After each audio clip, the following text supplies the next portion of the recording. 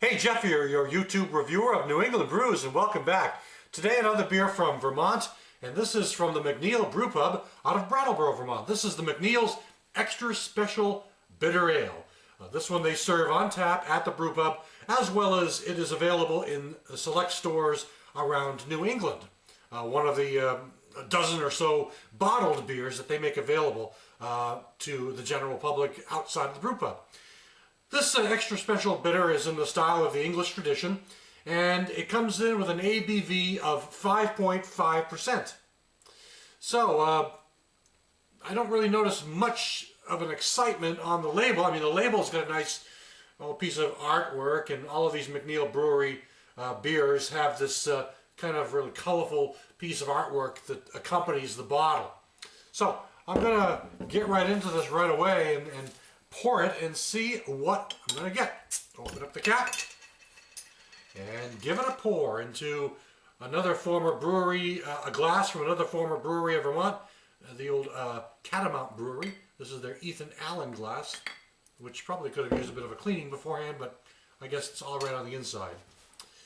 All right, lots of aroma there, and I haven't really even looked at the color yet. I'm getting a real solid aroma on that right off the bat. Color-wise, though, we're getting maybe slightly hazy, light to lighter amber color, light to medium amber in that vicinity, and a whole lot of head based on the way I poured it, I think.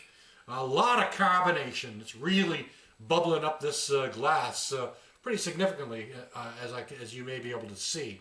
It's really bubbling like crazy. Let's check out the aroma on this. Well, a lot of bitters, you get a hoppy sensation kind of to start things out, but in this case I am getting a bit of a hoppy sensation right off the bat. Slightly floral, slightly more floral than earthy, I'd say. A flowery type hoppiness, but it's not solid. It's more of a sort of a moderate, subtle kind of a hoppiness, followed by a nice nutty maltiness going on as well. Nutty and malty. That is something that I also like in a beer. Bitters are among my favorite styles. And I mean, there are so many interesting styles out there, but I like this one because I guess it's so typical. It's probably the style of beer that turned me on to craft beer all those years ago. So, let's check out the taste.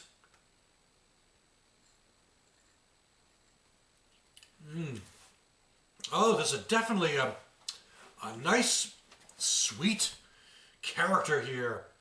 Sort of a medium kind of bitterness, maybe. Medium to higher bitterness. It's leaving a bit of a dry ending, but I'd say it's medium to high.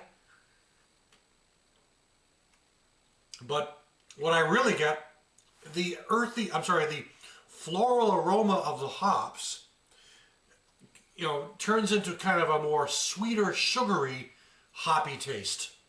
Less floral, more sweet. And that may be the malts kicking in as well. And this bitterness really sticks on. It's kind of dry at the end. Not a super dry finish, but just kind of dry.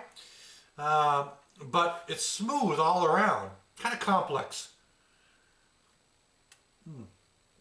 Most bitters have a lower gravity and kind of a medium to higher bitterness, of course, which is why they call it bitter.